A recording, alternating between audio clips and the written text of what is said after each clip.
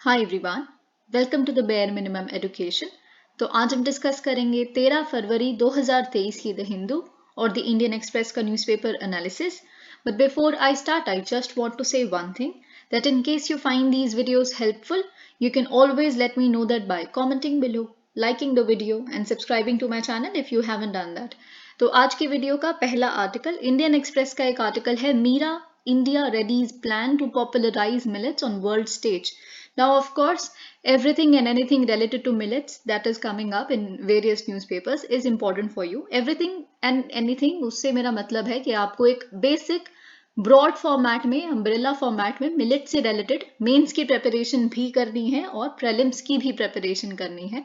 आपको ये पता होना चाहिए, जो हम बहुत बार इंडियन एक्सप्रेस के एक्सप्लेन सेक्शन में, टेक्स्ट एंड कॉन्टेक्स्ट सेक्शन में द हिंदू के डिस्कस कर चुके हैं. आपको ये पता होना चाहिए कि ज्वार भारत के कौन से स्टेट में सबसे ज़्यादा अंडर कल्टिवेशन है, प्रोड्यूस किया जाता है. आपको ये पता होना चाहिए कि बाजरा भारत की कौन सी स्टेट सबसे ज़्यादा प्रोड्यूस करती है. आपको अगर आपके मेंस में एक फुल फ्लेज्ड क्वेश्चन आता है तो इंडिया में डिस्ट्रीब्यूशन पता होनी चाहिए. You should have a map ready with your self.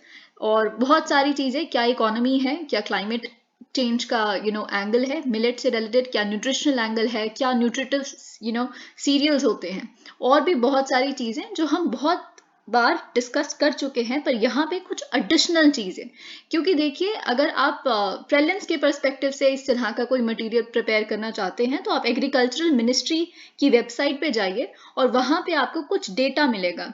अगर आपके प्रीलिम्स में एक क्वेश्चन आता है कि which of the following are categorised as nutri cereals by the agricultural ministry, तो अगर आप वहाँ कभी विजिट किए होंगे और देखा होगा आपने कि उसमें कौन कौन से जो एक्चुअल में है भी नहीं, मिलेट्स भी नहीं है, सूडो मिलेट्स हैं, वो भी उसमें एडेड हैं. जो हम यहाँ आज डिस्कस करेंगे वो आपके प्रीलिम्स के पर्सपेक्टिव से बहुत इंपॉर्टेंट होने वाला है. और ऑफ कोर्स बहुत सारे एग्जाम्पल्स आपको मिल रहे हैं मिलेट से रिलेटेड. कैसे पार्लियामेंट के भी जो मेस है पार्लियामेंट की, उसमें भी they have got a new menu, millet menu. So एक वो एग्जाम्पल है. G20 के समिट्स में मिलेट डिशेस सर्व की जा रही हैं. सो this is of course a kind of diplomacy. फिर उसके साथ ही में आप ये मीरा इनिशिएटिव जो लाया जा रहा है, और बहुत सारी चीज़ें हम ड्यू कोर्स में पढ़ चुके हैं, जो आपको एक कंपाइल्ड फॉर्म में आई होप विजन IAS की मैगजीन्स में मिल गई होंगी. Alright, so let's discuss what is written here. With food security and nutrition a top priority in agriculture during its G20 presidency, India is planning to propose the launch of a global initiative to encourage the consumption and production of millets. तो देखिए, ये आप जानते हैं कि हमारे एक soft power का भी एग्जाम्पल है, और साथ ही में इंडिया किस स्टैचर पे आज खड़ा है.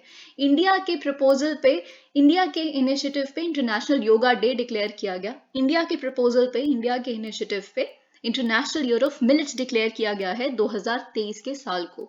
तो ये आपके लिए भारत की सॉफ्ट पावर आज कहाँ है, along with Bollywood, along with cricket. ये कुछ इस तरह के एग्जाम्पल्स भी हैं. अब देखिए, जब हमने G20 की प्रेसिडेंसी ली है, so we have been talking of this lot, right, कि हम क्योंकि ग्लोबल साउथ के खुद को लीडर मानते हैं, और ग्लोबल साउथ भी हमें अपना लीडर मानता है, या लीडर नहीं तो टीम मेंबर तो हैं ही ना हम.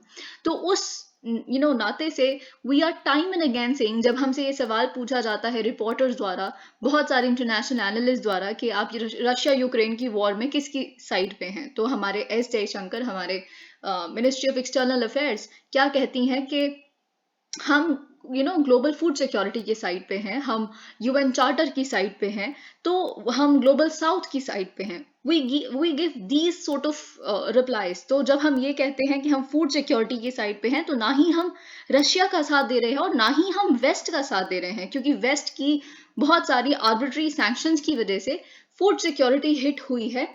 इजिप्ट जैसे देश की, साउथ अफ्रीका जैसे देश की, बहुत सारे एशिया अफ्रीका नेशंस की जो ग्लोबल साउथ को बिलोंग करते हैं, राइट. आप जानते हैं कि कैसे यूक्रेन कॉन्स्टिट्यूट्स मोर देन 60% जो इजिप्ट वीट रिसीव किया करता था, जो सैंक्शंस की वजह से हिट हुई, राइट. बहुत सारी इस तरह की चीजें जो फूड सिक्योरिटी जिसकी वजह से हिट हुई. तो इसी को मद्देनजर रखते हुए हमने बेसिकली ये इनिशिएटिव का प्रपोजल तैयार किया है, जिसका नाम है MIIRA, MIIRA millet international initiative for research and awareness. अब देखिए ये बहुत ज्यादा इंपॉर्टेंट है भारत के लिए, क्योंकि इसका सेक्रेटेरिएट जो है फिजिकल फॉर्म में, जो इसका एडमिनिस्ट्रेटिव सेटअप होगा वो दिल्ली में होगा। तो दिस अगेन रिफ्लेक्ट्स, क्योंकि देखिए ऐसे कुछ कुछ ही चीजें हैं जिसका सेक्रेटेरिएट भारत में है, जैसे ये international initiative for research and awareness, millet international initiative for research and awareness, MIIRA Bharat में होने वाला है इसका सेक्रेटेरिएट। साथ ही में आप सोलर लाइन्स का देखते हैं, गुरुग्राम भारत में है। तो ऐसे कुछ कुछ बहुत बड़े इनिशिएटिव्स के जो सेक्रेटेरिएट भारत में है, you should be knowing about them. Okay, it will be aimed at coordinating millet research programs at the international level. It is in line with UN declaring 2023 as the International Year of Millets and the Center's plan to। अब देखिए ये ऐसा नहीं है कि हम International Year of Millets के ही alignment में कर रहे हैं, पर भारत सरकार का भी ये इनिशिएटिव है, ये एम है कि हम ग्लोबल हब बनना चाहते हैं मिलेट्स का। Alright, while the main G20 summit, अब देखिए ये बात आपको पता है कि G20 समिट, जो फुल फ्लेज्ड G20 समिट जिसमें ग्लोबल हेड्स आएंगे, वो सितंबर के महीने में होने वाली है 2023 के। लेकिन बहुत सारी मीटिंग्स भी हो रही है, 200 के करीब मीटिंग्स हो रही है, उसमें से 5 मीटिंग्स जो हैं वो एग्रीकल्चर को डिनोट की गई हैं या डिवोट की गई हैं, जिसमें से 3 मीटिंग्स होंगी एग्रीकल्चरल डेप्यूटीज, G20 कंट्रीज की एग्रीकल्चरल डेप्यूटीज और इनवाइटी नेशंस के भी। साथ ही में एक मीटिंग होगी चीफ साइंटिस्ट की, और एक मीटिंग होगी agricultural ministers of G20 countries. तो इट इज वेरी इंपॉर्टेंट, क्योंकि भारत भी एक एग्रेरियन इकोनॉमी है, बहुत सारे ग्लोबल साउथ नेशंस भी एग्रेरियन इकोनॉमीज हैं। सो of course agriculture is of Paramount importance for us. देखिए, तो you should be preparing agriculture very nicely. आपको अर्बन गवर्नेंस को बहुत अच्छे से प्रिपेयर करके जाना है, क्योंकि जो मेयरल लेवल की मीटिंग्स भी होने वाली है अर्बनाइजेशन से रिलेटेड, गुड अर्बन सिटीज, इस तरह की एक हम मीटिंग देखेंगे जो इंडिया के लिए बहुत इंपॉर्टेंट है। So you should be preparing that also very nicely. It will be launched keeping in mind the nutritional value and climate resilient nature of millets। तो ये आप जानते हैं कि पानी बहुत कम लगता है राइस और वीट के कंपैरिजन में, ऑलमोस्ट ड्राउट रेजिस्टेंट भी होती हैं ये क्रॉप्स, तो क्लाइमेट रेजिलियंस है इन क्रॉप्स में। और साथ ही में न्यूट्रिशनल वैल्यू आप जानते हैं, फाइबर ज़्यादा है, प्रोटीन ज़्यादा है, राइट। और जिनको ग्लूटेन एलर्जी है उनके लिए काफ़ी अच्छा है, डायबिटीज़ पेशेंट्स के लिए। According to the sources, it will aim to connect the millet research organizations across the world। तो पूरे संसार में जितनी भी millet research organizations हैं, India would sort of provide a platform for them to come together, share the best practices with each other, so that the world as a whole grows, as a whole flourishes। और यही भारत सोचता है, और ये बहुत important है कि India seed money provide करेगा। देखिए, अब पहला इनिशिएटिव जब हमारे ही प्रपोजल पे लाया जा रहा है, हम ही खुद को हमारे ही प्रपोजल पे इंटरनेशनल ईयर ऑफ मिलेट्स भी लाया गया, तो ऑफ कोर्स ये रिस्पॉन्सिबिलिटी हमने खुद पे ली है कि इस इनिशिएटिव का, ये जो हम मीरा इनिशिएटिव ला रहे हैं, इसकी सीड मनी भारत प्रोवाइड करेगी। और फिर ऑफ कोर्स इसकी मेंबरशिप फी है जो कंट्रीज हैं वो कुछ कुछ कंट्रीब्यूट करेंगी आने वाले समय में, लेकिन जो एस्टैब्लिश करने के लिए जो बेयर मिनिमम होगा वो भारत प्रोवाइड करेगा। The Mira Secretariat will be in Delhi, the sources said, adding that this will, with India being a major producer of millets, ensure a flow of investment from the country's industry and research bodies। अब देखिए, आपको ये बात पता है कि निर्मला सीतारमण जी की speech, budget speech अगर आपने सुनी होगी, तो उन्होंने मिलेट्स को श्री अन्न डिस्क्राइब किया था। तो ये देखिए, आप कल्चरल एस्पेक्ट भी लिख सकते हैं कि भारतीयों के लिए it has been a traditional crop, although इसकी जो अभी स्टेट है काफ़ी सॉरी स्टेट है, क्योंकि एक्सेप्टेबिलिटी भी नहीं है, फार्मर्स भी दे आर नॉट रेडी, क्योंकि इतना उनको मिलता नहीं है, यील्ड इतनी नहीं है, प्रोडक्टिविटी इतनी नहीं है। तो हम इसके वे फॉरवर्ड में सोल्यूशन में भी डिस्कस कर चुके हैं कि क्या एक जैसे पूसा वैरायटी है वीट की, तो उससे हमने काफ़ी ग्रीन रेवोल्यूशन देखा, और इस तरह से वैसे ही एक वैरायटी यहाँ पे जो यील्ड बढ़ाती है वो मिलेट्स की भी है। So we should take that up, तो वो भी हम देख चुके हैं। Okay, to make India global hub for Shri Anna. अब देखिए, ये बहुत इंपॉर्टेंट है, Indian Institute of Millet Research Hyderabad, इसको सपोर्ट किया जाएगा। ये बजट स्पीच में बोला गया था, as supported as the centre of excellence for sharing best practices, research and technologies at the international level. तो देखिए, भारत की तरफ से ये भी आपको पता होना चाहिए इंस्टीट्यूट ऑफ मिलेट रिसर्च कहाँ पे है, Indian Institute of Millet Research, it's in Hyderabad. Okay, by chance match the following आ गए कि भारत के कुछ ये प्रेस्टिजियस इंस्टीट्यूट्स हैं जो वेरियस फील्ड में काम कर रहे हैं, तो इसको इनके हेडक्वार्टर्स बताएंगे, तो आपको ये पता होना चाहिए। CSIR नीरी का मतलब कुछ कुछ ऐसे इंस्टीट्यूट्स आ गए, तो उनके हेडक्वार्टर्स आपको पता होने चाहिए। तो मिलेट रिसर्च इंस्टीट्यूट का हैदराबाद है। तो सेंटर ऑफ एक्सीलेंस के रूप में इन्हें प्रेरित किया जाएगा कि आप शेयर कीजिए बेस्ट प्रैक्टिसेस रिसर्च जो भी आपकी है, या आपको ऐसा लगता है कि ये इस तरह की टेक्नोलॉजीज काफ़ी रैम्पेंट इम्प्रूवमेंट ला सकती है मिलिट्री रिसर्च में, you should be sharing it with others in the international forum. अब देखिए ये बहुत इंपॉर्टेंट है, अगर आपको ऐसा लगता है कि सिर्फ भारत में ही मिलेट्स उगाई जाती हैं तो ऐसा बिल्कुल नहीं है। यूनाइटेड स्टेट्स में in fact there was a time जब यूनाइटेड स्टेट्स में सोरगम, ज्वार सबसे ज्यादा नंबर 1 पे आया करता था प्रोडक्शन में, तो ये आपको पता होना चाहिए। और so as it is written here, it is grown in more than 130 countries. Millets are the traditional food for more than 500 million people in Asia and Africa. Globally, jawar is the most widely grown millet crop. तो ये बात आपको पता होनी चाहिए कि जवार पूरे संसार में सबसे ज्यादा उगाई जाती है। इनमें से अगर हम बात करें मिलेट्स में से, इट्स मेजर प्रोड्यूसर्स, जैसे कि मैंने आपको बताया सॉर्गम के मेजर प्रोड्यूसर यहाँ पे यही है, US, China, Australia, India, Argentina, Nigeria, Sudan. तो ये आपको पता होना चाहिए। बाजरा अनदर मिलेट। अब देखिए जैसे कि मैंने एक वीडियो में भी आपके साथ शेयर किया था कि आपको इंग्लिश के भी नाम पता होने चाहिए। Usually it's a very nonsensical thing, क्योंकि इंग्लिश हिंदी ये क्या ही फर्क पड़ता है, लेकिन अब ये ऐसा है कि आपको अगर नहीं पता और पेपर में बाजरा जवार ये शब्द नहीं यूज किए गए आपके प्रीलिम्स में, और पर्ल मिलेट, सोरगम, है ना, फिंगर मिलेट ऐसा यूज किया गया है, तो आप कंफ्यूज हो जाएंगे। It's for your sake only कि आपको पता हो कि जवार को सोरगम कहते हैं, बाजरा को पर्ल मिलेट कहते हैं, रागी को फिंगर मिलेट कहते हैं। ठीक है, तो बाजरा another millet crop is mainly grown in some African countries and India where millets are mainly a kharif crop। तो देखिए मोस्टली जो मिलेट्स हैं भारत के केस में वो रेन फेड एरियाज में उगती हैं। ठीक है, तो खारीफ क्रॉप्स यूजुअली जो रेन फेड एरियाज हैं वहाँ पे during 2018-19 agriculture ministry data show. तो देखिए ये बहुत इंपॉर्टेंट है। अब मैंने जैसे कहा है कि ग्लोबली ज्वार सबसे ज्यादा उगता है, ठीक है, मिलेट क्रॉप में से, लेकिन भारत के केस में बाजरा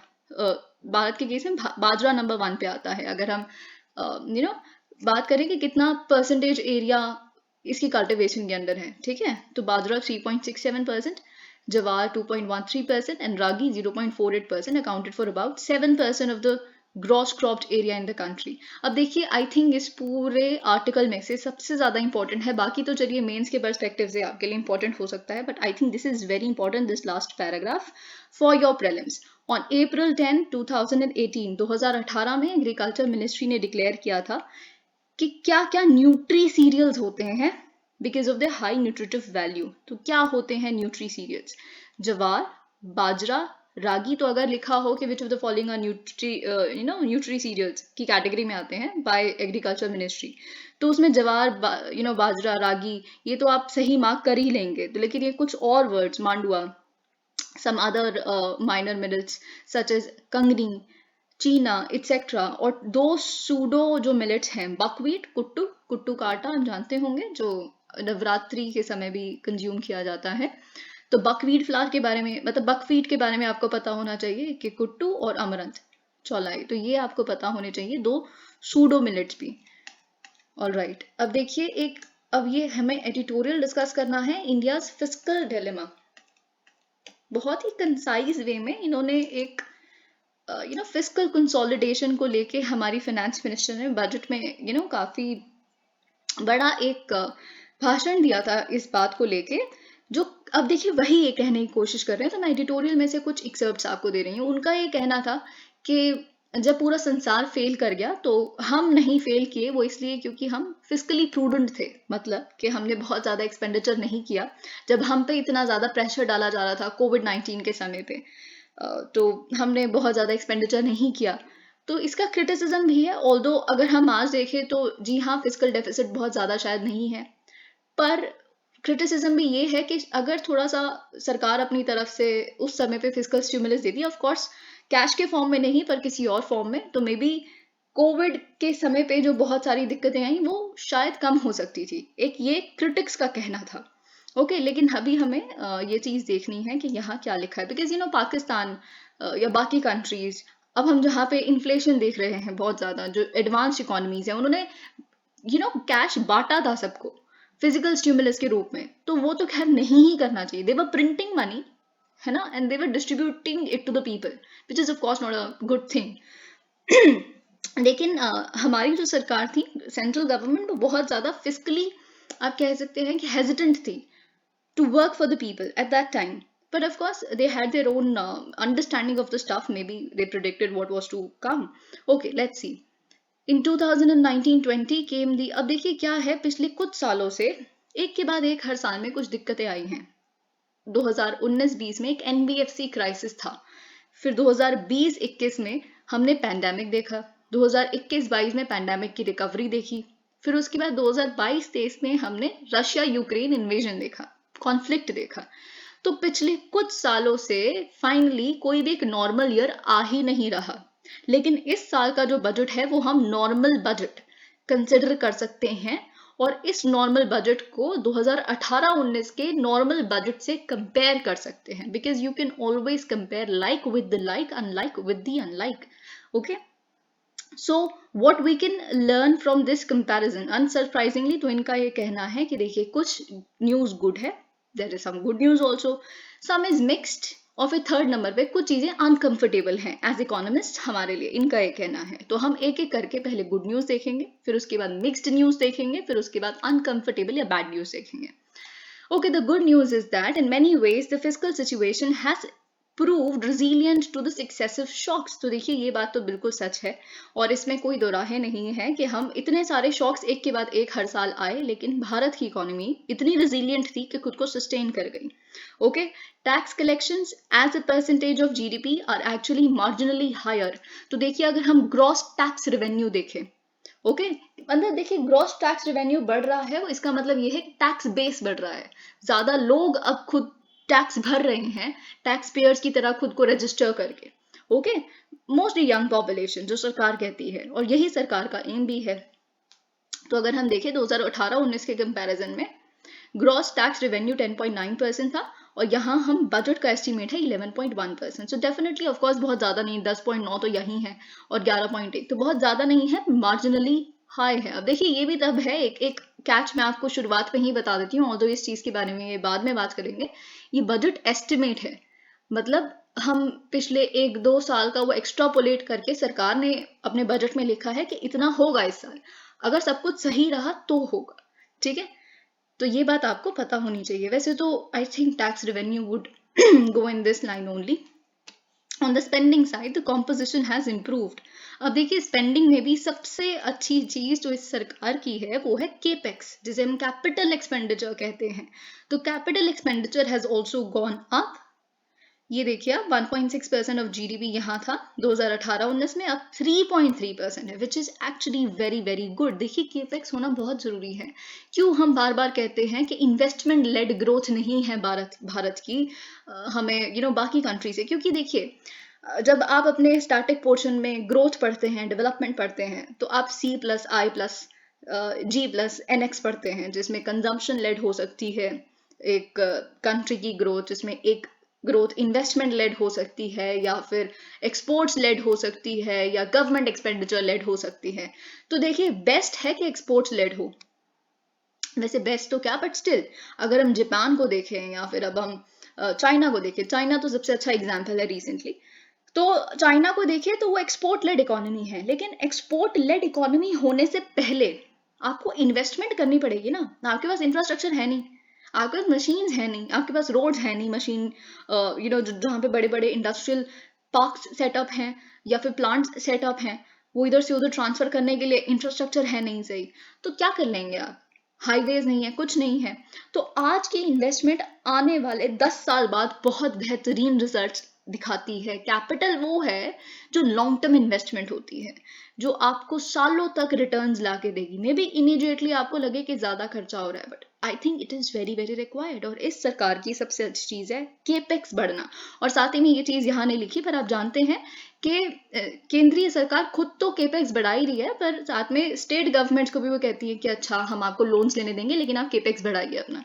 तो ये पुश कहीं ना कहीं देखिए, सेंट्रल जो है ना, सेंट्रल अथॉरिटी, वो थोड़ा सा अगर इस तरह की टाइटनिंग करे भी, इस तरह का कुछ अथॉरिटी दिखाई भी, तो इस जगह सही है आई थिंक, है ना। And you would also agree, क्योंकि कहीं केपेक्स होना बहुत जरूरी है स्टेट लेवल पे भी। ओके, तो वो यहाँ पे इनकी अचीवमेंट है। And sizeable of budget expenditures were brought back into the budget 2 years ago in a major and laudable step to improve transparency। देखिए क्या होता है ना कि सारा एक्सपेंडिचर बजट में नहीं दिखाया जाता था, लेकिन पिछले 2 साल, मतलब 2 साल पहले क्या किया गया, सारा एक्सपेंडिचर बोला गया कि बजट में ही दिखाया जाएगा। ऑफ बजट एक्सपेंडिचर जैसा ये सब कुछ नहीं होगा, कि आम जनता को पता ही नहीं चल रहा कि ये एक्सपेंडिचर आप दिखाते हो नहीं बजट में, लेकिन बार बार करते रहते हो। और फिस्कल जो पोजीशन है आपकी सरकार की असली, वो तो जनता को पता ही नहीं चलेगी ना। आप दिखा रहे हो कि इतना एक्सपेंडिचर जा रहा है, इतना रेवेन्यू है, उसके बेसिस पे फिस्कल डेफिसिट इतना बन रहा है, लेकिन वो तो गलत है। आप तो ऑफ बजट बोरोइंग्स करते हो, ऑफ बजट एक्सपेंडिचर्स भी करते हो, जो कि सरकार जो जनता को नहीं पता चल रही। लेकिन 2 साल पहले ये लाया गया था इसमें। It is of course laudable, क्योंकि ट्रांसपेरेंसी आती है। आप ये जो एग्जाम्पल है, ये आप अपने GS4 में भी लिख सकते हैं, ट्रांसपेरेंसी का example. Alright, the fiscal deficit is now on a okay. तो वही चीज as expected, fiscal deficit. Fiscal deficit किसे कहते हैं, फिस्कल क्या कहते हैं, फिस्कल होता है कुछ भी रेवेन्यू और एक्सपेंडिचर, ये दोनों चीजें जिस वर्ड के अंडर आती है उसे हम फिस्कल कहते हैं। और जो फिस्कल है वो सरकार के पास होता है, और मॉनेटरी जो है शब्द, वो हम बैंक के लिए यूज करते हैं, RBI के लिए यूज करते हैं। और आप जानते हैं 2 तरह की पॉलिसी होती है जिससे हमारा ये देश चल रहा है, देश की इकोनॉमी चल रही है। एक है फिस्कल पॉलिसी जो सरकार संभालती है, एक होती है मॉनेटरी पॉलिसी, मनी सप्लाई, जो RBI और बाकी बैंक संभालते हैं। ठीक है, तो फिस्कल डेफिसिट, यानी कि फिस्कल डेफिसिट क्या होता है, यहाँ पे डेफिसिट शब्द यूज किया गया, तो एक्सपेंडिचर ज्यादा है, रेवेन्यू उतना आ नहीं रहा। तो जब रेवेन्यू इतना आ नहीं रहा, तो फिर आप एक्सपेंडिचर कर ही कैसे रहे हो, क्योंकि आप बोरो कर रहे हो। तो जितनी ज्यादा बोरोइंग उतनी ज्यादा फिस्कल डेफिसिट, और fiscal deficit is borrowing, nothing else and nothing more. Okay, तो यहाँ पे फिस्कल डेफिसिट ने एक डाउनवर्ड ट्रैजेक्टरी दिखाई है, विच इज डेफिनेटली गुड, मतलब हमारी बोरोइंग्स कम है। Budgeted to fall to about 6% of the GDP next year. तो कोविड, जब कोविड समय, कोविड पैंडेमिक का पीक था, तो 9% ऑफ GDP हमारा फिस्कल डेफिसिट था, FD था। अब लेकिन हम we are set to fall below 6%, although हम इससे भी नीचे जाना चाहते हैं, 3.53 इसके करीब आना चाहते हैं, but of course it's good. At the same time, there have been some mixed developments. देखिए, अब हमने गुड न्यूज डिस्कस कर ली, अब हम मिक्स्ड डेवलपमेंट्स देख लेते हैं। Particularly on the revenue side, personal income taxes have shown an encouraging rise, but this has been accompanied by increases in, अब देखिए हम कह रहे हैं कि इनकम टैक्स बढ़ा है, ओके, लोग इनकम टैक्स भरने लगे हैं, ITR भरने लगे हैं, रिटर्न्स भर, मतलब इट्स गुड, बहुत अच्छी बात है कि इवेजनरी माइंडसेट नहीं है लोगों का। बट द फैक्ट इज, ये जो हम देख रहे हैं, आपने एग्जाम्पशन लिमिट भी तो बढ़ा रहे हैं आप, ओके, कि इतने लाख तक का आप एग्जाम्प्ट है, आपको टैक्स रिबेट मिल जाएगी, अब तो और बढ़ गया है ना। तो ये चीज, इसका मतलब ये है कि आपका जो टैक्स बेयर्स का, अब देखिए, अब इस चीज को समझने की कोशिश कीजिएगा। मिस्टर मोदी और उनकी जो गवर्नमेंट है, ये चीज कहती है, ये इकोनॉमिस्ट यहाँ पे कह रहे हैं कि जो प्रॉस्पेरिटी है वो मिडिल क्लास तक ट्रिकल डाउन कर रही है, प्रोलिफरेट कर रही है। तो इसका मतलब क्या हुआ, middle class have become the beneficiaries of the prosperity India as a nation is witnessing। तो असूलन उन्हें टैक्स भरना चाहिए, राइट लेकिन क्योंकि अब 7 लाख का आपने रख दिया है कि 0 टैक्स भरेंगे आप, टैक्स रिबेट मिल जाएगी आपको, तो इसका मतलब क्या है, जो बेनिफिशियरीज हैं वो टैक्स नहीं भर रहे। ओके, तो जो आपका टैक्स बेस है, टैक्स पेयर्स का बेस है, वो नैरो हो रहा है, कम होता जा रहा है। ज्यादा अमीर लोग या 7 लाख से ऊपर वाले लोग वही टैक्स भरेंगे, क्योंकि आप इतनी एग्जाम्पशंस दे रहे हैं। ठीक है, तो ये इन्होंने कहने की कोशिश की है। मीनवाइल, अब ठीक है, हमने इनकम टैक्स देख लिया, अब हम GST भी देख लेते हैं। देखिए, GST का प्रॉमिस आया था कि 5 साल तक थोड़ी दिक्कत आएगी, क्योंकि नया सिस्टम है, नया टैक्स सिस्टम है, थोड़ी दिक्कत आएगी, उसके बाद सब फैंटास्टिक हो जाएगा। जो आप पहले रेवेन्यू आ रहा था ना टैक्स का, इनडायरेक्ट टैक्सेस से, उससे भी 10 गुना ज्यादा आएगा, मतलब इस तरह से बोला गया था। लेकिन GST को आए 5 साल हो गए, 5 साल आके खत्म भी हो गए। लेकिन हम देख लेते हैं कि GST का यहाँ पे अगर लिखा है, GST में हमने बहुत कुछ बढ़ाव देखा नहीं है, स्टेट शेयर, ओके। तो जीएसटी का जो मतलब यहाँ पे लिखा है, जो जीएसटी से जो कलेक्शन हुई है वो ऑलमोस्ट उतनी ही है जितनी पहले हो रही थी 5 साल पहले, क्योंकि okay largely because efficiency gains have been offset by repeated reduction, क्योंकि बार बार टैक्स रिड्यूस हो रहा है, इसको हमने हटा दिया, टैक्स एग्जेम्प्ट कर दिया, फिर ये हटा दिया, तो इस वजह से फर्दर मोर अब देखिए हम कॉर्पोरेट टैक्स भी देख लेते हैं, टैक्स का बात ही कर रहे हैं तो रेवेन्यू की बात कर रहे हैं, तो हमने इनकम टैक्स देख लिया, जीएसटी देख लिया, फिर हम कॉर्पोरेट टैक्स भी देख लेते हैं। अब आप कॉर्पोरेट टैक्स के बारे में जानते हैं, आई थिंक 2019 का बजट था वो, जब कॉर्पोरेट टैक्स को 22% पे काटा गया था, तो फिर ऑफ कोर्स ऑपोजिशन के उस समय पे भी बहुत ज़्यादा फ्यूरोर था कि बड़े बड़े कॉर्पोरेट्स के लिए टैक्स काटा जा रहा है, लेकिन इनकम टैक्स स्लैब्स जो नॉर्मल लोगों के लिए हैं वहाँ एग्जेम्पशन नहीं होती है, ऑल ऑफ दैट। तो फिर इतना कॉर्पोरेट टैक्स कम कर देना, ऑफ कोर्स इससे ईज ऑफ डूइंग बिजनेस बढ़ेगा, हमारी रैंकिंग बढ़ेगी, बढ़ी भी है, बट स्टिल यहाँ पे टैक्स कम आया है, तो ये इनका कहना है। तो देखिए मिक्स्ड ये सारी चीजें इसीलिए हैं क्योंकि कॉर्पोरेट टैक्स कम होना अच्छी बात भी है, क्योंकि हमारा एक अच्छी डेस्टिनेशन, अट्रैक्टिव डेस्टिनेशन बनेगी भारत यहाँ के बिजनेस करने के लिए। फिर बुरी बात ये रेवेन्यू कम आएगा, ओके। तो ये इसीलिए हम मिक्स्ड कैटेगरी में पढ़ रहे हैं इसे, okay. Significantly again in this case more than offset, तो ये सब कुछ हम देख चुके हैं। The uncomfortable news is twofold. First, there have been a notable increase. तो अब हमने ये भी देख लिया, अब हम uncomfortable यानी कि थोड़ी बहुत bad news देखते हैं। तो bad news twofold है. First, there has been a notable increase in expenditures over the past 5 years. Here, one needs to be careful with the numbers because 2018-19 spending was understated as certain transactions had been shifted of budget. तो देखिए क्या है, हम 2018-19 के जो budget को यहाँ से अब इस बार कंपेयर क्यों नहीं कर सकते? वैसे तो हम कर सकते थे, हमने बताया अभी, देखा ऊपर शुरुआत में, इसलिए नहीं क्योंकि यहाँ पे ऑफ बजट एक्सपेंडिचर था, तो पूरा एक्सपेंडिचर कितना किया वो बजट में नहीं लिखा हुआ, ठीक है। तो लेकिन तब भी अगर हम इस करेक्शन को भी कर दें तो true increase in expenditure remains substantial, exceeding 1.5% points. तो वही चीज अगर हम 2018-19 के कंपैरिजन में भी देखें, एक्सपेंडिचर जो है it has gone up by 1.5 percentage points of GDP.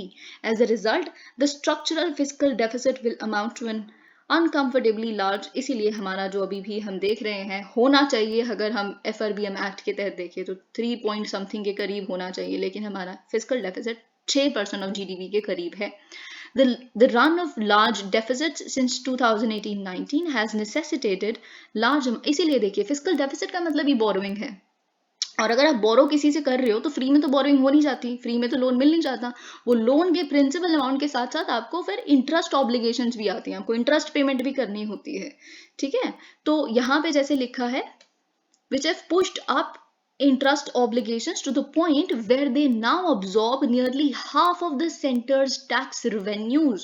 तो देखिए क्या है, इंटरेस्ट एज शेयर, जैसे आप इस टेबल पे देखिए, इंटरेस्ट जो हम बेसिकली जो नेट टैक्स रेवेन्यू है उसमें से इंटरेस्ट पेमेंट में कितना जाएगा, तो यहाँ पे 44% था, अब यहाँ 47% है। तो आप खुद देख सकते हैं हमारी इंटरेस्ट ऑब्लिगेशन कितनी ज्यादा है, यानी कि हमारे जितना रेवेन्यू आ रहा है उसमें से 47% के करीब कहाँ जाना है हमारा, मतलब nearly half of the centre's tax revenue कहाँ जा रहा है, इंटरेस्ट ऑब्लिगेशन में, as we showed in the piece of, okay this is not important. The second issue, तो अब ये हम डिस्कस कर लिया कि रेवेन्यू हमारा इंटरेस्ट पेमेंट में जा रहा है, borrowing and all of that. Second issue क्या है जो बैड न्यूज है, वो सेंट्रलाइजेशन है। अब हम बहुत सारी स्टेट गवर्नमेंट्स को बार बार इस चीज के बारे में कंप्लेन करते सुनते हैं कि सेंट्रलाइजेशन हो रही है इस सरकार के तहत एंड ऑल ऑफ दैट, और ये चीज हम डिस्कस भी कर चुके हैं, क्योंकि क्या हो रहा है ना, यहाँ पे देखिए state's share of as of gross tax revenue revenue collection में से 2018-19 में 36% जो सेंट्रल गवर्नमेंट कलेक्ट कर रही थी वो जा रहा था स्टेट्स के पास, अब 31%।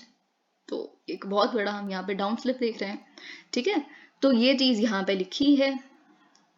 अब देखिए ऐसा क्यों हो रहा है, क्योंकि सरकार पता है क्या कर रही है, आप कहेंगे टैक्स तो उतना ही है, हम तो उतना ही पे कर रहे हैं, हम तो थोड़ा ज्यादा ही पे कर रहे होंगे, तो हमारा पैसा जा कर रहा है, कि वो इसीलिए है क्योंकि जो आप पे कर रहे हैं आपको नहीं पता उसमें से कितना सरचार्ज जा रहा है, कितना सेस जा रहा है, मतलब आपको अगर आप पढ़ते हैं चेक करते हैं वो अलग बात है, पर वो आपका पैसा कितना स्टेट को जाएगा कितना सेंटर को जाएगा वो आपको नहीं पता ना, क्योंकि उसमें से सरचार्ज और सेस बढ़ा दिया गया है, जो आपको पता है, हम सरचार्ज सेस बहुत बार डिस्कस कर चुके हैं, जो सेंट्रल गवर्नमेंट स्टेट गवर्नमेंट्स के साथ शेयर नहीं करती, ठीक है। तो इसीलिए हम तमिलनाडु के जो सीएम है मिस्टर स्टालिन, उनको बहुत बार बोलते सुनते हैं कि सरचार्ज और सेस का भी, चलिए सेस छोड़िए, सरचार्ज का तो हमें भी हमारे साथ भी शेयर करना शुरू कीजिए, हम भी इसके लाभार्थी होने चाहिए, क्योंकि अल्टीमेटली देखिए, अल्टीमेटली जो सबसे ज़्यादा एक्सपेंडिचर होना है वो स्टेट लेवल पे होना है। तो स्टेट लेवल पे इकोनॉमिक एफिशिएंसी, फिस्कल प्रूडेंस होना बहुत ज़रूरी है, और साथ में उनके पास रेवेन्यू होना बहुत ज़रूरी है। ठीक है। ये जो आप देखते हैं, अब कोविड-19 जब आया तो हेल्थ, वाटर, ये सारे एग्रीकल्चर, ये सारी जो ये आइटम्स हैं, ये है ही सारी की सारी स्टेट लिस्ट के अंदर, तो सारा एक्सपेंडिचर उन पे बनता है। ठीक है। तो लेकिन वही चीज सबसे बड़ी जो दिक्कत आती है कि उनको ऐसा लगता है कि उन्हें चीट किया जा रहा है, क्योंकि उनको प्रॉमिस ये किया गया था जब उन्होंने अपनी टैक्सिंग पावर सरेंडर की, जब जीएसटी आया, तो वो हुआ नहीं। This reflects the centres increasing use of सेसेस which are not shared with the अब देखिए ये हम देख चुके हैं, हाँ subtler form of centralization is taking place on the expenditure side। अब हम देख लिए, यहाँ पे हमने revenue side देख लिया, अब मैं expenditure side पे भी देख लेते हैं कि क्या centralization हो रहा है। non interest, non subsidy current expenditure is being compressed by a sizable 1% point of GDP in 2022, 2023 and the further 0.5% of GDP next year।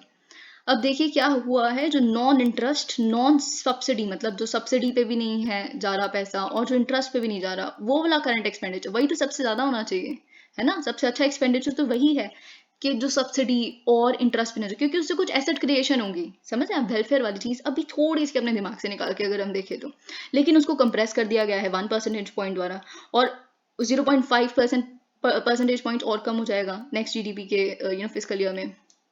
Various mechanisms are at work, but a key one is that the center is scaling back its transfers to states for various central। अब देखिए ऐसा क्यों हो पा रहा है, तो state क्या कर रही है, सेंट्रल गवर्नमेंट क्या कर रही है, सेंट्रल गवर्नमेंट जो सेंट्रली स्पॉन्सर्ड स्कीम्स के लिए जो पैसा हुआ करता था वो स्टेट गवर्नमेंट से रोल बैक कर रही है।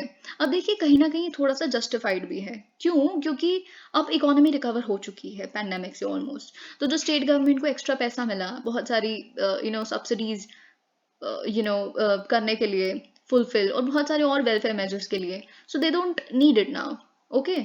और साथ ही में जो सेंट्रल गवर्नमेंट है वो ये चाहती है कि जो स्टेट गवर्नमेंट हैं वो थोड़ा एफिशिएंसी लेके आए, जो वेस्ट एक्सपेंडिचर जो होता है पॉपुलिस्ट सब्सिडीज पे, पॉपुलिस्ट मेजर्स पे, वो ना हो, एसेट क्रिएशन हो, सच में जो एक्सपेंडिचर चाहिए वही अंडरटेक किया जाए, but the consequence is a major pressure. लेकिन कॉन्सिक्वेंस तो यही है, स्टेट गवर्नमेंट एक्सपेंडिचर्स पे major pressure. Okay.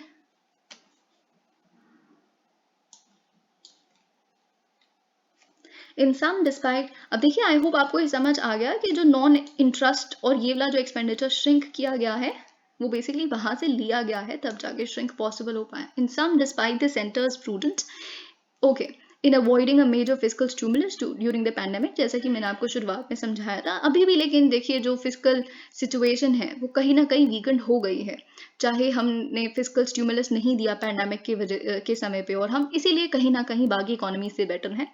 The central structural deficit is larger, overall debt has risen to an uncomfortably high 85% of GDP, interest obligations बहुत ज़्यादा हैं, तो कुछ तो करना चाहिए, कुछ करने की ज़रूरत है, और कुछ किया भी गया है, लेकिन जो किया गया है एक्चुअल में यहाँ पे कट करता हुआ जो हमने पैसा देखा है, जो स्टेट गवर्नमेंट्स को पैसा जाना, वो सेंट्रलाइजेशन के थ्रू किया गया है। अब सेंट्रलाइजेशन की कुछ लिमिट्स भी हैं और कुछ लिमिटेशंस भी हैं।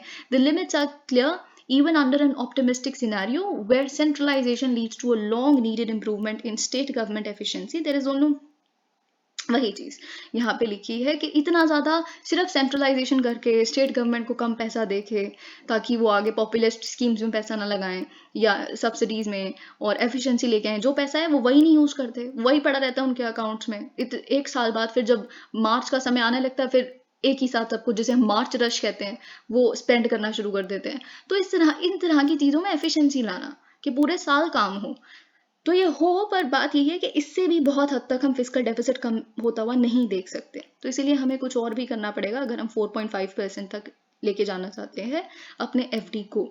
एज फॉर द लिमिटेशन, ये तो हमने लिमिट देख ली, लिमिट क्या है सेंट्रलाइजेशन की, कि हम इससे भी सेंट्रलाइजेशन करके भी बहुत ज्यादा फिस्कल कंसोलिडेशन नहीं अचीव कर सकते। अब लिमिटेशन क्या है, if centralisation does not succeed in improving efficiency, it would simply result in okay. तो अगर आप सोचिए कि स्टेट गवर्नमेंट लेवल पे कोई एफिशिएंसी नहीं इंप्रूव हुई, उन्होंने कहा अरे छोड़िए हम तो करेंगे populace measures and all of that, तो इससे बस कुछ नहीं होगा। जो स्टेट गवर्नमेंट को पैसा जा रहा था वो अब सेंट्रल गवर्नमेंट के पास आ गया। तो इससे इसकी लिमिटेशन ये है, okay, the state would either need to reduce the services, मतलब, और फिर जो है वो यहाँ से पैसा चला गया, फिर उसको स्टेट गवर्नमेंट को भी जो सर्विसेज वो पहले दे रहे थे लोगों को वो कम करनी पड़ेगी क्योंकि उनके पास रेवेन्यूज नहीं है अब इतने, ओके, या तो फिर उनको जो पीपल को सर्विसेज देनी है उसके लिए बोरोइंग करनी पड़ेगी, और बोरोइंग से तो क्या ही फिजिकल कंसोलिडेशन होगी, ओके। तो वही सारी चीजें यहाँ पे लिखी हैं। अब हमें कुछ बहुत इंपॉर्टेंट चीजें द हिंदू में डिस्कस करनी है। देखिए द हिंदू के टेक्स्ट एंड कॉन्टेक्स्ट में आज OLED, माइक्रो LED, इसके बीच में डिफरेंस आया है। I think it is very important for you. हम कुछ कुछ पॉइंटर समझने की कोशिश करेंगे क्योंकि people tend to get confuse your a lot, specially जो नॉन साइंस बैकग्राउंड्स के हैं। Okay, after 2 downings US jet shoots down near, okay, new mystery object over Canada. तो देखिए हम देख चुके हैं पहले ही, एक तो स्पाई बलून, जो चाइनीज स्पाई बलून है उसको शूट डाउन किया गया US द्वारा। फिर उसके बाद हमने अलास्का के ऊपर एक अनआइडेंटिफाइड ऑब्जेक्ट था उसका शूट डाउन होते हुए देखा। फिर अब कनाडा के ऊपर, कनाडा के भी अगर हम देखें अप्रोक्सीमेटली 40,000 फीट ऊपर ऑल्टीट्यूड में एक, अगेन यहाँ पे भी नहीं बताया गया, रिवील नहीं किया गया कि कौन सा ऑब्जेक्ट था, पर इस तरह के मिस्ट्री ऑब्जेक्ट को भी शूट डाउन किया गया है US और कनाडा के जॉइंट एफर्ट द्वारा। देखिए मैं आपको एक चीज बताना चाहूंगी, आपको ये पता होना चाहिए कि जो यूकॉन है वो कौन सी स्टेट, कौन सी कंट्री में लाई करता है ये सिटी, ठीक है, क्योंकि इस तरह की जो प्लेसेस इन न्यूज हैं, सिटीज इन न्यूज हैं, ये आपके लिए बहुत इंपॉर्टेंट है। मैच द फॉलोइंग जो आपके प्रीलिम्स में आते हैं। तो यूकॉन इज इन कनाडा। ऐसे ही गेजियनटेप आपको पता होना चाहिए टर्की में, क्योंकि टर्की का जो अर्थक्वेक आया वो इसी के अराउंड आया। तो ये कुछ कुछ चीजें हैं जो आपको पता होनी चाहिए। और US fighter jet shot down an unidentified object over Canada on Saturday, the second such incident in North American skies since the dramatic downing of a suspected Chinese spy balloon a week ago. देखिए वही चीज यहाँ पे लिखी है। अब कोई बताया नहीं गया, बस ये बताया है it was a small cylindrical object, okay. तो अब देखिए इससे पहले वाला जो अलास्का के अराउंड, जो भी of course North American skies में हिलाई करता है कनाडा के पास, उसमें भी जो शूट डाउन किया गया था उसमें खुद US ने बोला कि वो कोई नेशनल सिक्योरिटी थ्रेट या इस तरह का कोई थ्रेट नहीं था, बस सिविलियन फ्लाइट्स की सेफ्टी के लिए हमें थ्रेट लगा था, तो इसीलिए हमने शूट डाउन कर दिया। तो ये बेसिकली यहाँ पे भी इन्होंने यही बोला है, बट ऑफ कोर्स उससे ज्यादा कुछ भी रिवील नहीं किया गया। China planning Aksai Chin railway line to connect Tibet and Xinjiang. अब देखिए बहुत इंपॉर्टेंट है क्योंकि जब इससे पहले 1958 में भारत को पता चला था, भारतीयों को पता चला था कि चाइना ने जो हमारी क्लेम्ड क्या, वैसे हमारी ही जो टेरिटरी है अक्साई चिन की, उसके थ्रू पास करती हुई तिब्बत और शिनजियांग रीजन के बीच में एक हाईवे बनाया है। तो उसके बाद काफी आप जानते हैं कि एंगर, फ्यूरोर जनरेट हुआ था भारतीय जनता में, और 1962 की जो वॉर थी वो कहीं ना कहीं उसी वजह से हुई थी। अब देखिए यहाँ पे रेलवे लाइन को प्लान करना, ऑफ कोर्स इंडिया की तरफ से अभी कोई स्टेटमेंट नहीं आई है, of course it would be very outrageous for us, क्योंकि अगर POK हमारा है तो अक्साई चिन का रीजन भी हमारा है, राइट। तो ये अब हम देखते हैं कि how Indian government is going to take it as, क्योंकि जो भी रिसेंट एस्केलेशन हम देख रहे हैं वो हम चाइना की तरफ से देख रहे हैं। पहले गलवान क्लैश उन्होंने किया, फिर उसके बाद तवांग क्राइसिस हमने देखा, फिर उसके बाद अब ये रेलवे लाइन हम देख रहे हैं, ये साथ ही में एक हाइडल प्रोजेक्ट भी बना रहे हैं। They are of course building up their villages near the border areas. So this is sort of escalating the already serious tensions both the countries have between them. अब देखिए यहाँ पे लिखा है China will soon begin construction on an ambitious new railway line connecting Xinjiang in Tibet that will run close to the line of actual control. हमारे line of actual control के बहुत पास से होके गुजरेगी, और साथ में जो डिस्प्यूटेड अक्साई चिन रीजन है उसके थ्रू गुजरेगी, according to a new rail plan release by the Tibet autonomous region government. अब देखिए वही चीज यहाँ पे लिखी है, the medium to long term railway plan for Tibet made public last week envisages expanding the TAR Tibet Autonomous Region Rail Network to reach 4,000 kilometre by 2025 up from the अब देखिए प्रेजेंट जो कनेक्शन है, present जो network है तिब्बत तक का वो 1400 kilometre के अराउंड है, पर इसको हमें 4000 किलोमीटर तक लेके जाना है 2025 तक, ये चाइनीज गवर्नमेंट का कहना है। ओके, तो बहुत सारे नए रूट्स होंगे जो इंडिया चाइना के बॉर्डर, चाइना नेपाल के बॉर्डर के पास से होते हुए गुजरेंगे। तो ये चीज़ यहाँ पे लिखी है। अब देखिए कुछ यहाँ पे भी आपको चीज़ें पता होनी चाहिए, क्योंकि ये भी सिटीज इन न्यूज़ से अगर हम देखें तो शिगैत से आपको पता होना चाहिए। देखिए शिगैत से अगर इस तरह के कोई वर्ड्स आएंगे या किंघाई प्रोविंस आएगा तो वो क्या करेंगे कि जानबूझ के आपको, चाइना अगर आया तो चाइना मार्क करना बहुत आसान है, ठीक है, लेकिन वो जानबूझ के क्या करेंगे, कोरिया दे देंगे एक ऑप्शन जापान दे देंगे, इस तरह की जो ईस्ट एशियन कंट्रीज हैं, ताकि आप कंफ्यूज हो जाएं। ओके, अब देखिए क्यों बनाया जा रहा है, ये रेलवे कंस्ट्रक्शन हो क्यों रही है। अब इसको कहा जा रहा है कि ट्विन पर्पसेस, दो पर्पसेस हैं। पहली बात तो बॉर्डर सिक्योरिटी को बूस्ट करना चाइना के लिए, क्योंकि चाइना हर चीज बॉर्डर के पास बना रहा है, हाईवेज बना रहा है, रोड्स बना रहा है, विलेजेस सेटअप कर रहा है वहां पे। क्यों? क्योंकि क्या होगा, बॉर्डर एरियाज को इंटीग्रेट करना जो मेनलैंड चाइना का स्टेट है उसके साथ, और साथ ही में क्या होगा, चाइना को अगर अपनी ट्रूप्स को कभी भी बहुत आसानी से वेपन्स प्रोवाइड करने हो, इक्विपमेंट्स प्रोवाइड करने हो, तो रोड्स अगर बिल्टअप होंगी या रेलवेज बिल्टअप होंगे वहां तक, तो it would be easier for them. Okay, तो ये पहला रीजन है। दूसरा रीजन क्या है? दूसरा रीजन है तिब्बत से रिलेटेड। वो क्या चाहते हैं कि जो हिंटरलैंड है, यानी कि जो मेन चाइना लैंड है, उसको इंटीग्रेट किया जाए इकोनॉमिकली तिब्बत के साथ। ऑलरेडी देखिए यहाँ पे लिखा है Qinghai province has a rail link to Tibet. The plan will now extend railway links for the first time to the 3 other neighbouring provinces of Sichuan, Yunnan and Gansu. Okay, तो ये कुछ कुछ words आपको पता होने चाहिए। Arab leaders warn Israeli actions in West Bank, Jerusalem threaten regional turmoil. देखिए अब आप जानते हैं कि what is Israel doing as far as West Bank is concerned, as far as Palestine is concerned. हम पिछले कुछ दिनों में हमने more than 45 डेथ्स देखी हैं पैलेस्टीनियंस की। आप जानते हैं टर्फ शुरू हुआ जब एक पैलेस्टीनियन ने गन से शूट डाउन कर दिया कुछ इजरायली लोगों को, आई थिंक 7 अराउंड। फिर उसके बाद उनके घर को टेररिस्ट डिक्लेयर किया गया, डिमोलिश कर दिया, उनके रिश्तेदारों को बाहर सड़क पे निकाल के फेंक दिया। फिर उसके बाद और अटैक्स हो रहे हैं इजराइल की तरफ से पैलेस्टीन पे।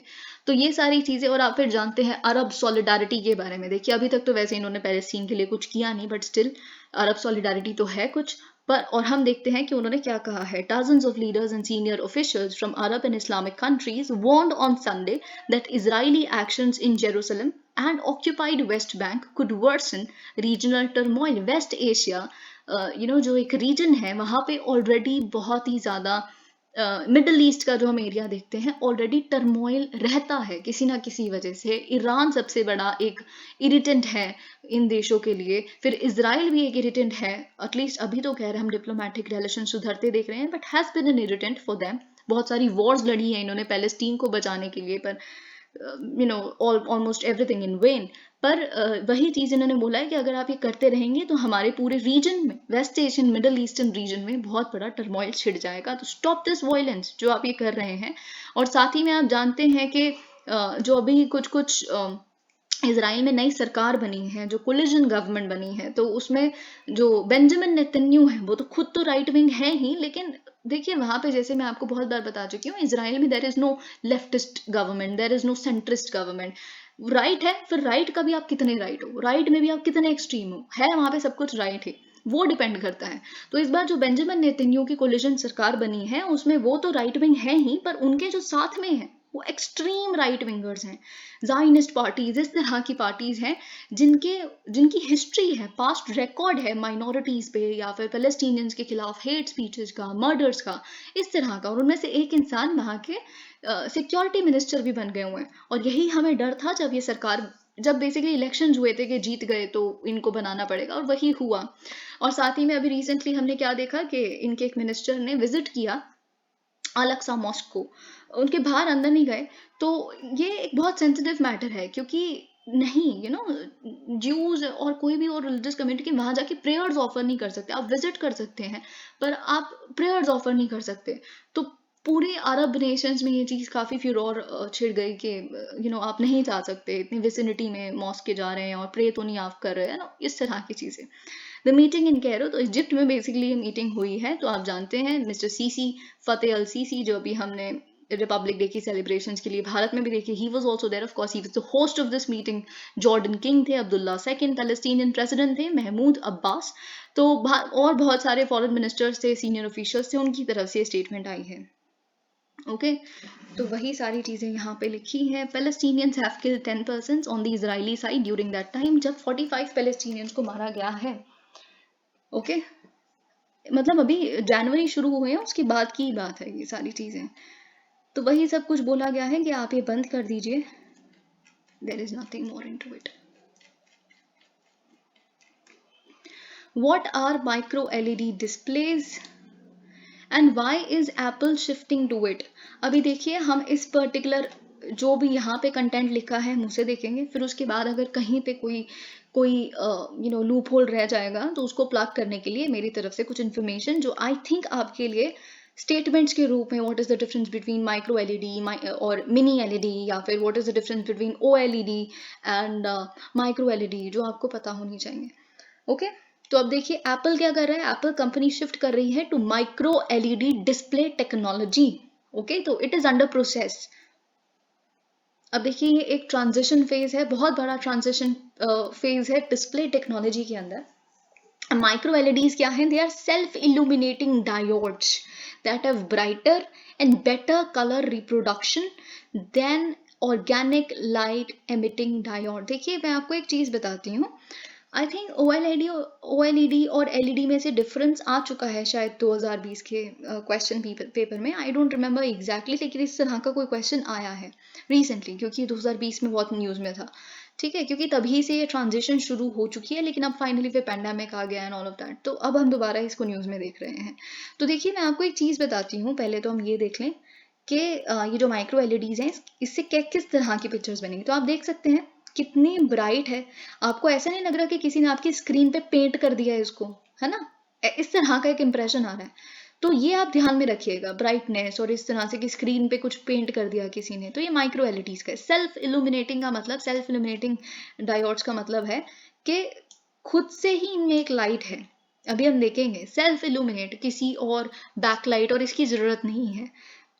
ओके और साथ में अगर हम ओएलईडी की बात करें तो एक वर्ड ऑर्गेनिक, ठीक है, ऑर्गेनिक वर्ड अपने ध्यान में रखिएगा, क्योंकि अगर ऐसा है कि देखिए ऑर्गेनिक कोई भी चीज़ होती है ना तो उसमें उसके लाइफ टाइम में, क्योंकि वो कभी ना कभी तो डिग्रेड होगी, ठीक है, तो कार्बन है, ऑर्गेनिक मतलब कार्बन है ना, तो ऑर्गेनिक का जो लाइफ टाइम है वो कम होता है, ठीक है। तो ये अब वर्ड प्ले है बेसिकली, अगर आपको लिटरल मीनिंग पता है ऑर्गेनिक का क्या है तो योर जॉब इज डन। तो इसका मतलब जो माइक्रो एलईडी है वो इनऑर्गेनिक है, तो उसका जो लाइफ टाइम है, जो उनका ड्यूरेबिलिटी है वो ज़्यादा है, ठीक है। तो ये कुछ जो आपको वर्ड्स से ही समझ आ जाएगा। और यहाँ पे Apple is currently working on this new display technology and plans to implement the same on future watch models. तो अभी तो देखिए डिस्प्ले स्क्रीन्स पे होगा, फिर उसके बाद वॉच जो बनाएंगे वो वॉच मॉडल्स में भी 2024 से यही करने की कोशिश करें इम्प्लीमेंट, फिर धीरे धीरे आईफोन्स में, फिर उसके बाद मैक्स में, ठीक है। However the complications and challenges with the new technology might delay apples plans. अब देखिए एक्सपेंसिव बहुत है माइक्रो एलईडी टेक्नोलॉजी। ओके अब क्यों एक्सपेंसिव है, क्योंकि क्या है basis of micro LED technology, sapphires. आप खुद सोचिए सफायर्स कितने महंगे हैं। तो sapphire can shine on its own forever, एक सफायर को कोई एक्सटर्नल भारी उसकी जरूरत नहीं है, it can shine on its own forever. A micro LED screen is filled with such small but strong light. The picture in a micro LED screen is generated by several individual light emitting diodes. तो क्या होता है, जैसे एक बाल है, एक hair है, वो एक समझ लीजिए कि इट्स अ सेंटीमीटर डायमीटर का, तो उसको बेसिकली और 200 छोटे छोटे पीसेस में कट कर लीजिए, it is that minute. Micro का मतलब ही ये है, ठीक है। तो इतने सारे डायोड्स जो सेल्फ इल्यूमिनेटिंग है उसको यूज किए जाते हैं स्क्रीन में। सैमसंग, देखिए आपको ये बात पता होनी चाहिए, अगर आप एप्पल पढ़ रहे हैं तो आपको लगेगा एप्पल ही पायनियर होगा माइक्रो एलईडी टेक्नोलॉजी में, जी नहीं। Samsung is the Pioneer in micro LED technology. तो उनकी जो वीडियो है उसमें उन्होंने ये चीज़ ऐसी एक्सप्लेन की हुई है कि आप बाल लेंगे उसको 200 पीसेस में छोड़ेंगे, तो it is that micro. Each of these micro LEDs are semiconductors, very important. और ये जो हर आपने पीस किया वो एक सेमीकंडक्टर है that receive electric signals. Once these micro LEDs are gathered, फिर हम ये सारे माइक्रो एलईडीज को जब गैदर करते हैं तो एक मॉड्यूल बन जाता है, फिर बहुत सारे मॉड्यूल्स बना के एक स्क्रीन बनती है, ठीक है. What are the benefits of micro LEDs over other displays? Micro LED displays are brighter, have better color reproduction. Colour reproduction का मतलब क्या है कि देखिए, ये जो आप अगर असल में कोई एक ऑब्जेक्ट को देखेंगे, जो उसका कलर है वो दिखे. क्या होता है ना कि आप कुछ फोटो खींच रहे हैं, वो कलर कोई और होता है बाहर और आता कुछ और है जब आप फोटो खींचते हैं, वो नहीं होना चाहिए. तो अच्छी ब्राइटनेस है, अच्छा कलर रिप्रोडक्शन है इसका. Okay, and provide better viewing angles. They make images appear as if, जैसा कि मैंने आपको बताया कि ग्लास पे, डिवाइस के ग्लास पे पेंट कर दिया आपने एज इट इज इमेज. ठीक है, तो it's of course quite a technological feet, एक अचीवमेंट है technological. Micro LEDs have limitless scalability. They are resolution free, they are bezel free, they are ratio free, even size free. ठीक है, क्योंकि आप इसको खुद एडजस्ट कर सकते हैं. The screen can be freely resized in any form for practical usages in addition to being self emissive. देखिए, सेल्फ एमिसिव वाली जो चीज़ है आपको पता होनी चाहिए, क्योंकि जो OLED है ना वो भी सेल्फ एमिसिव ही है. ठीक है, तो ये डिफरेंस नहीं है दोनों के बीच में. Micro LEDs also individually produce. अब ये बहुत इंपॉर्टेंट है, सेल्फ एमिसिव होने के साथ साथ, क्योंकि इनको भारी किसी उसकी जरूरत नहीं है, बैकलाइट या इन सारी चीज़ों की. ये जो माइक्रो एलईडीज हैं, they individually produce red, green and blue colors without needing the same backlighting or color filters as conventional displays according to Samsung. Samsung ये कहता है, वही चीज़ जो मैंने आपको बताया है, खुद से इंडिविजुअली प्रोड्यूस कर सकते हैं रेड, ग्रीन और ब्लू कलर्स. और यही है कलर जो मिला जुला के सारे कलर्स बना देते हैं. The electronics company is currently the world's most advanced manufacturer of displays and has been producing its own version of micro LED for TVs. Samsung and LG displays have evolved with brighter OLED panels over the last couple of years, but micro LED promises even greater luminance without panel degradation issues. तो इसमें क्या है, OLED में फिर भी panel degradation issues हो जाते हैं, पर इससे भी ब्राइटर है micro LED.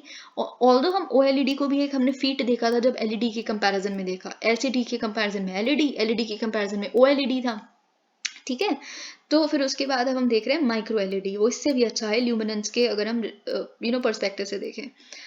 Samsung has come up with micro LED displays with up to 4000 nits of peak. Okay. अब देखिए, इसमें वही चीज़ लिखी है एप्पल के लिए क्या है, तो ये थोड़ा सा हम एप्पल के बारे में देख लेते हैं, फिर बाकी information. Micro LED displays will be apples first screen design. तो माइक्रो एलईडी डिस्प्लेज बना रही है एप्पल, ये पहली स्क्रीन ऐसी होगी जो इन्होंने डिज़ाइन भी खुद की है और डेवलप भी खुद करेंगे अपनी ही कंपनी में. अभी तक क्या करते थे, स्क्रीन कहाँ से सोर्स करते थे, ये सैमसंग से, LG से, जापान डिस्प्ले से, है ना, शार्प कॉर्पोरेशन से. तो ये चीज़ एप्पल्स ट्रांजिशन टू द, तो इससे क्या होगा, आत्मनिर्भरता आएगी एप्पल के केस में. ठीक है, तो ये चीज़ यहाँ पे लिखी है. रिलायंस कम होगी उनकी बाकी इन कंपनीज पे. तो stronger control on its own supply chain, तो खुद कस्टमाइज कर पाएंगे, खुद उनको पता है, बना सकते हो उसको, मॉडिफाई कर सकते हो, बेटर प्रोडक्ट्स बना सकते हो फिर. तो ये चीज़ यहाँ पे आती है. ठीक है, तो पहली बात तो जो हमने देखा कि जो माइक्रो एलईडी है, it has higher brightness and it is more stable. जैसे कि अभी मैंने बताया आपको, डिग्रेडिंग वाला इशू कम हो जाता है, so it is more stable than OLED. अगर स्टेटमेंट ये लिखी है प्रीलिम्स की कि micro LED has higher brightness and is more stable than OLED, that is true. क्यों है ऐसा? Because of its inorganic nature. Okay, organic is tend to decay, right. तो और साथ ही में ये भी हमने यहाँ पे एक स्टेटमेंट देखी कि रेड, ग्रीन एंड ब्लू जो माइक्रो एलईडी पिक्सल्स हैं, तो उसमें कोई डिके इश्यूज नहीं है, तो ये आपको पता होना चाहिए. ओके, और OLED में ल्यूमिनेंस डिके इशू भी है. ओके, और साथ में ये चीज़ आपको पता होनी चाहिए. और अगर हम देखें कि क्या होता है माइक्रो एलईडी डिस्प्लेज में, जो अगर ये एज इट इज़ फैक्ट आ गया आपके पेपर में, क्योंकि न्यूमेरिक्स भी पूछ लेते हैं, तो इनऑर्गेनिक लाइट एमिटिंग डायोड्स होते हैं that are smaller than 100 micrometre. 100 micrometre से भी कम साइज का बेसिकली यूज किया जाता है यहाँ पे डायोड्स को.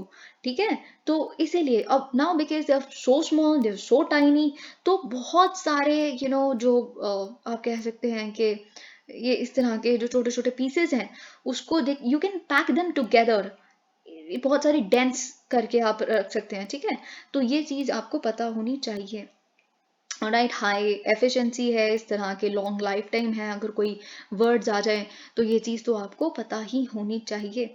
ओके, तो देखिए OLED के बारे में भी आपको पता है कि OLED के केस में क्या है, उसमें भी you use millions of tiny coloured self illuminating pixels जिसको आप ऑन और ऑफ कर सकते हो इंडिविजुअली। तो इसका मतलब क्या, ओएलईडी में एक चीज़ का ध्यान रखना है आपने। मेरे पास अभी इमेजेस होती तो मैं आपको दिखाती कि उसमें जो डार्कर एरियाज है ना स्क्रीन के, वो बहुत प्रोमिनेंट होते हैं। तो ब्लैक वाला जो डिस्प्ले है वो बहुत शार्प और अच्छा इफेक्ट देता है। तो it's more deep, darker areas of the screen are more deep and involving. ऐसा लगेगा कि अगर स्पेशली कोई इस पे कोई थिएटर टाइप मूवी देख लो तो it gives a good feel. Okay, तो ये चीज़ आपको पता होनी चाहिए। ओके, तो ये आई थिंक ओएलईडी से रिलेटेड पता होनी चाहिए। बाकी तो there is nothing in it. और बाकी जो हमने यहाँ पे जो एटमोलॉजी देखी, जो नाम से आपको पता चलेगा ऑर्गेनिक इनऑर्गेनिक जो आप कर सकते हैं, वो हमने देख ही लिया। ओके,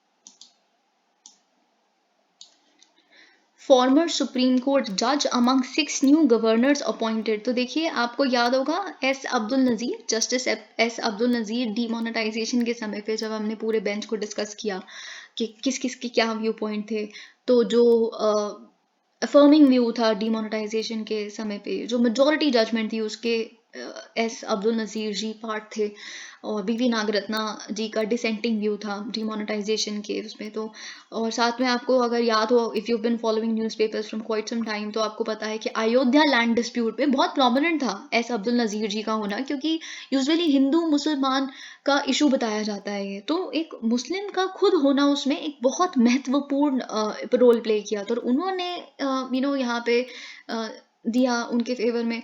तो वो एक बहुत बड़ा पॉलिटिकल इशू भी था उस समय पे, पर यहाँ पे हमने उनको भी देखा था। और साथ में इंस्टेंट ट्रिपल तलाक के जजमेंट में भी ये थे, और मराठा रिजर्वेशन केस में भी थे, ठीक है।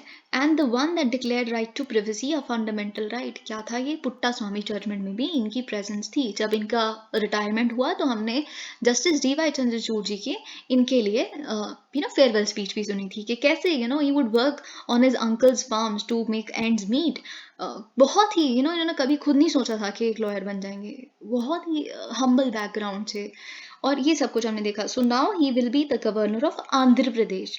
अब देखिए, यहाँ पे ना एक और डिबेट है कि क्या जो रिटायर्ड, मैं इनके बारे में डिस्कस नहीं करी क्योंकि ऐसे कुछ कुछ पहले पास्ट में ऐसे इंस्टेंसेस आए थे, और ये डिबेट छिड़ सकती है, हमें नहीं पता। कल को हम टेक्शन कॉन्टेक्ट सेक्शन में इंडियन एक्सप्रेस के एडिटोरियल्स में ये देखें कि क्या रिटायर्ड सुप्रीम कोर्ट जजेस को गवर्नर्स बनाना चाहिए, इस तरह की सरकार द्वारा पोस्ट दी जानी चाहिए। क्योंकि इससे क्या होता है कि फिर ये एलिगेशन लगती है उन पर्टिकुलर जज पे कि आप पहले से ही क्या थे, सरकार के फेवर में आपने रूलिंग्स इसीलिए दी क्योंकि you were sort of together in that. Okay, तो वो जो सेपरेशन ऑफ पावर्स थी वो थी ही नहीं। तो ये एक चीज़ है। जब देखिए, जो former chief justice of India Ranjan Gogoi ji, उनको आई थिंक राज्यसभा में जब एक सीट दी गई थी, तो बहुत बड़ा एक कंट्रोवर्सी छिड़ी थी, और उस पर बहुत सारी इंटेलेक्चुअल डिबेट्स भी हुई थी। खैर, that's a different question here. अब देखिए, और अगर हम देखें briefly, lieutenant general Kaivalya Trivikram Parnaik, ये भी he served as commander of army's prestigious northern command. He will be governor of Arunachal Pradesh. और साथ में ये भी बहुत important है कि अरुणाचल प्रदेश और बाकी इस तरह के जो सिक्योरिटी प्रोन एरियाज हैं, he would serve better in that area. Lakshman Prasad Acharya ji, a BJP leader, he is a member of the Uttar Pradesh Legislative Council. He will be the governor of Sikkim. C.P. Radhakrishnan ji, a two-time Lok Sabha member of BJP from Coimbatore, he will be the governor of Jharkhand. Okay, so governor of Jharkhand is going to get changed. Fine. All right. Shiv Pratap Shukla ji, SP Shukla ji, he was Minister of State for Finance in the first Modi government, now governor of Himachal Pradesh. G.C. Kataria ji, sitting leader of opposition is in the Rajasthan Assembly. He will be the governor of Assam. Okay, तो ये हम देख रहे हैं finally. 4G in name only, data needles stutter in grey spots at India. तो देखिए, यहाँ पे लिखा है परवेज अहमद कुरैशी जी has been complaining to his telecom provider Vodafone Idea that his mobile internet speeds are unusably low, not even reaching the 512 kbps. Okay, kilobits per second. तो देखिए, ये बात क्या लिखी है यहाँ पे कि जो ब्रॉडबैंड प्रोवाइडर्स द्वारा प्रॉमिस किया गया था ब्रॉडबैंड कंज्यूमर्स को कि आपको मिनिमम 512 kbps तो मिलेगा ही मिलेगा। अब तो ये खैर और भी ऊपर जा चुका है कि इतना मिनिमम मिलेगा, वो मिल नहीं रहा, बहुत ही कम स्पीड आ रही है, इतनी भी नहीं आ रही, ठीक है, तो ये चीज़ यहाँ पे लिखी है। Weak connectivity between the villages without any 4G network coverage whatsoever and the large cities where high speeds are taken for granted lie the often ignored smaller urban settlements struggling with weak connectivity. देखिए, एक तो होता है कि जहाँ पे 4G network है ही नहीं, कवरेज में ही नहीं है, और फिर एक बिल्कुल रिमोट वहाँ पे नहीं है, फिर एक है एरियाज बहुत जहाँ पे लार्ज सिटीज़, मेट्रोपॉलिटन सिटीज़, जहाँ पे आई थिंक किसी को कोई फ़र्क ही नहीं पड़ता, सबको पता है हाई स्पीड आनी आनी है, तो उनके लिए कभी दिक्कत है ही नहीं इंटरनेट। फिर बीच में कुछ रीजन्स पड़ते हैं जो जिनको इग्नोर कर दिया जाता है, वो है कुछ छोटी अर्बन सेटलमेंट्स एरिया जहाँ पे कनेक्टिविटी बहुत वीक है। ओके, तो these towns do have 4G network towers, but telecom users such as Mr. Qureshi struggle to get usable internet. Internet usable तो internet है, उससे हम क्या कर लेंगे? Okay, so because there aren't enough towers, and those that are installed are overloaded with traffic from high number of users in that particular region. तो देखिए, आपके प्रेलिम्स के पर्सपेक्टिव से जो आपको पता होनी चाहिए, वो प्लेसेस जहाँ पे सेल्युलर कनेक्टिविटी होती है हम उन्हें वाइट स्पॉट्स कहते हैं, लेकिन जो हार्डर टू मैप एरियाज होते हैं जिसे हम ग्रे स्पॉट्स कहते हैं, जहाँ पे कनेक्टेड तो उन्हें दिखाया जाता है, पर उनको दिखाया जाएगा कनेक्टेड विद द इंटरनेट और इस तरह से, लेकिन एक्सेस नहीं मिल पाता इतना, है ना, यूजेबल इंटरनेट नहीं आता। Such towns which lose out in the digital divide in less documented way may start getting more attention now with the definition of.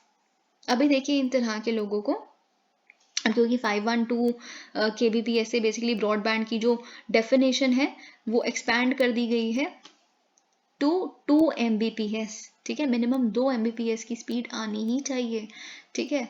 According to data publish by TRAI फ्रॉम September 2022, the three main telecom service providers classify the majority of their subscription base, almost 95%, which now means that मतलब 95% उनके जो customers हैं broadband customers हैं। मतलब अब ये सारे ब्रॉडबैंड कस्टमर्स को मिनिमम 2 Mbps इंटरनेट स्पीड मिलनी ही चाहिए। तो अगर आपके प्रीलिम्स में एक स्टेटमेंट लिखी होती है ब्रॉडबैंड कस्टमर्स को मिनिमम 2 Mbps की स्पीड मिलनी ही चाहिए, तो आपको ये स्टेटमेंट पता होनी चाहिए। अब देखिए, एक और hint, Maharshi Dayanand Saraswati ji removed evils falsely attributed to religion Modi. तो देखिए, यहाँ पे एक और हिंट है आपके लिए कि आपको क्या प्रिपेयर करना है। आपको दयानंद सरस्वती जी प्रिपेयर करना है GS4 के पर्सपेक्टिव से और GS1 के पर्सपेक्टिव से। GS4 में आप जानते हैं सावित्री बाई फूले, और रिसेंटली बहुत इस तरह के क्वेश्चंस आ रहे हैं जो प्रोमिनेंट इंडियन लीडर्स पे, क्योंकि ये टॉपिक भी आई थिंक आपके GS4 का, all the philosophers of India and world है, बट इस तरह की पर्सनालिटीज आपके लिए पढ़ना बहुत ज़रूरी है। You should be preparing Aurobindo Ghosh very nicely, क्योंकि रिसेंटली हमने उनसे रिलेटेड बहुत कुछ देखा। You should be preparing Rabindranath Tagore and his view of education, जो हमने विश्व भारती यूनिवर्सिटी में अभी जो हम रिसेंटली कंट्रोवर्सी देखी, और उसके बाद फिर हमने Vishwa Bharati university first living world heritage site जो बन रही है, तो इस तरह से it's very important for you to prepare Rabindranath. This is how you get the hints कि आपको क्या प्रिपेयर करना है, ठीक है। तो यहाँ पे क्या हुआ है, kicking off the 2-year celebrations commemorating Maharshi Dayanand Saraswati 200th birth anniversary, prime minister Narendra Modi set Arya Samaj. तो सबसे पहले तो देखिए, अगर आप आर्य समाज नहीं वर्ड होगा आपके इस आंसर में, तो वेस्ट है, वो आंसर पूरा वेस्ट है, ठीक है। तो आप अब अगर आप देखिए, बहुत अच्छा है कि जब आप उन पे पूरा मैटर लिख दें, आर्य समाज में क्या हुआ, उनके कैसे एडुकेशन में इनका बहुत बड़ा योगदान था, दयानंद सरस्वती जी का, उन्होंने को एडुकेशन पे प्रेफरेंस दी और इस तरह की चीज़ें। लेकिन अगर आप उसमें एक कंटिन्यूटी कंक्लूजन में लिखेंगे, जो अभी हम DAV स्कूल्स देख रहे हैं, तो you can write it that way, ठीक है।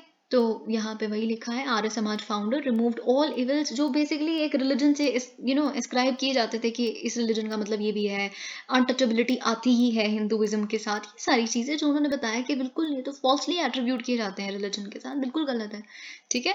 और रिलीजन ही नहीं प्रोवाइड करता। The prime minister was addressing a gathering at the Indira Gandhi indoor stadium where he released a logo for the celebrations. He also participated in a yagna. During the ceremony, the PM said the birth anniversary celebrate की जा रही है, okay. यही वही सारी चीज़ें आपको बस प्रिपेयर करना है, प्राइड इन हेरिटेज। अब देखिए क्या हुआ ना, जब हमने फ्रीडम स्ट्रगल लड़ी, तो फ्रीडम स्ट्रगल के लिए जो पहले मॉडर्न लिबरल्स थे, जैसे राजा राम मोहन रॉय जी, ये जो थे, उनका जो सोर्स ऑफ इंस्पिरेशन था वो लिबरलिज्म था, बाकी देशों में जो था, है ना। तो लेकिन जो बाकी रेवोल्यूशनरीज थे, एक और मैं पॉइंट आपको जो आप लिख सकते हैं मैं बता रही हूँ, तो वो फ्रीडम फाइटर जो थे वो कहाँ से अपनी इंस्पिरेशन, कौन से फिलोसोफर्स, कौन से इंडियन लीडर से अपनी इंस्पिरेशन डिराइव करते थे? दयानंद सरस्वती से, ठीक है। इन तरह के लोगों से अपनी इंस्पिरेशन डिराइव कर रहे थे वो, जब when they were fighting for India's independence. Mr. Modi added that the new education policy had also been designed to modernize education with a focus on Indianness, क्योंकि pride and heritage एक cultural element भी होगा NEP में, तो ये आप लिख सकते हैं। That the country's wish to follow Swami Dayanand's teachings is reflected in the fact that people are now confidently calling for pride in our heritage. Thank you so much. Please like the video.